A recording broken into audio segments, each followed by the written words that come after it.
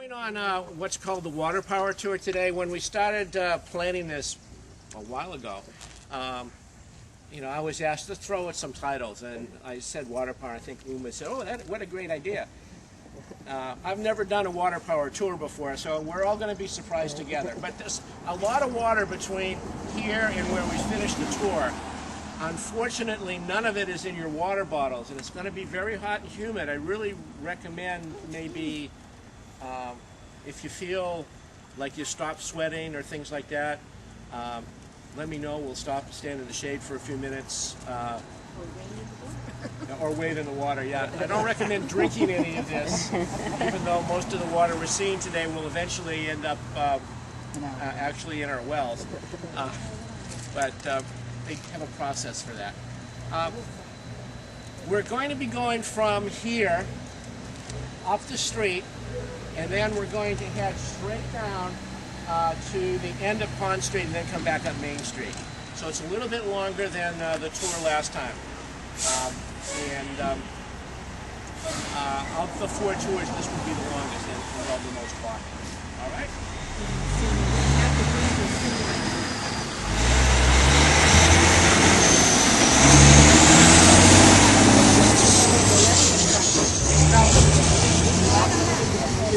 Let me start off by telling you that water was very important to the early settlers here in Easton, not only for drinking water, which they tended to avoid.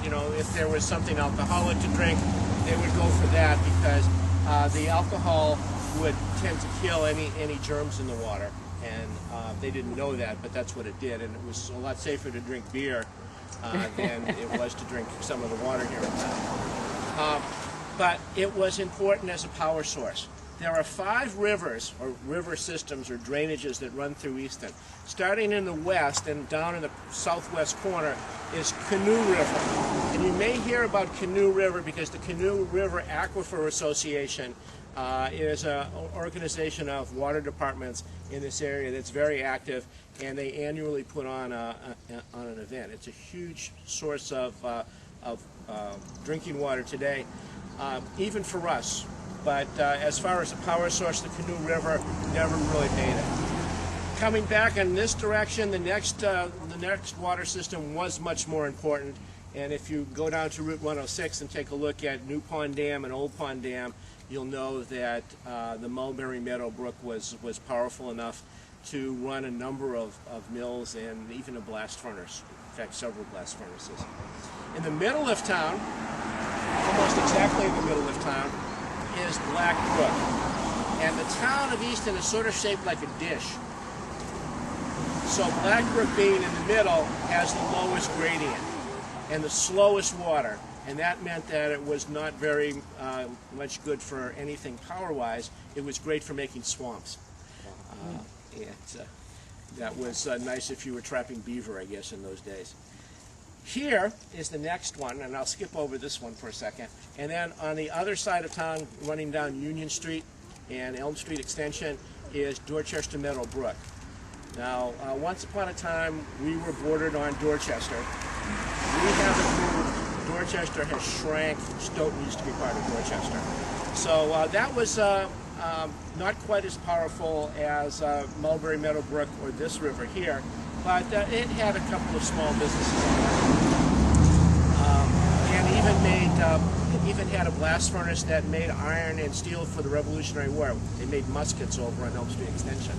But it was right here on the Queesit River that the most industries were located. And the reason for that is that starting at the boundary of Easton and running down to sheep pasture, the stream actually drops 50 feet in a little bit over a mile. That's actually a bigger drop than the Merrimack River drops at Lowell.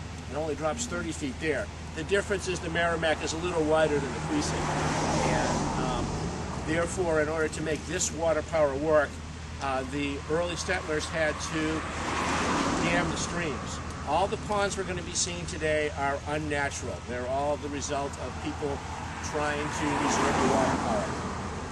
So let's get walking. It's probably good if we make our own. Behind you, and I'll talk about it in a minute, is the Queesit River. We don't know where the name Queesit comes from. As some of you who know a little bit about West Bridgewater know, there's a section there called Coesit.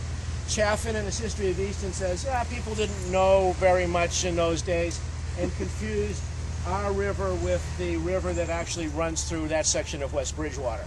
So Coesit became Queesit over here. There's a Coesit cemetery right on the Brockton West Bridgewater line.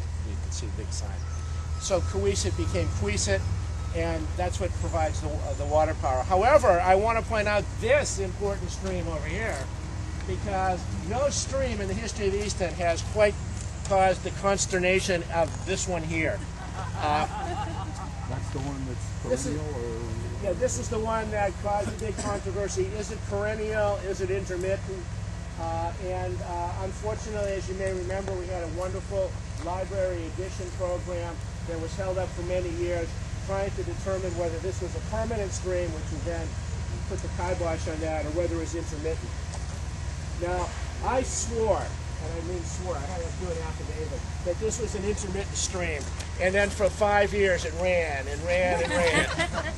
But finally I came back when there was a drought, and it is intermittent. It doesn't run all the time. It just runs most of the time. So this is very, this is the intermittent stream. None of these really tiny ones have a name. And a lot of the names for streams here in Easton have been lost because, as we become more urbanized and don't go out in the woods, kids don't give names to anything anymore. So if it's not written down in Chaffin, and even if it is, the names have tended to disappear.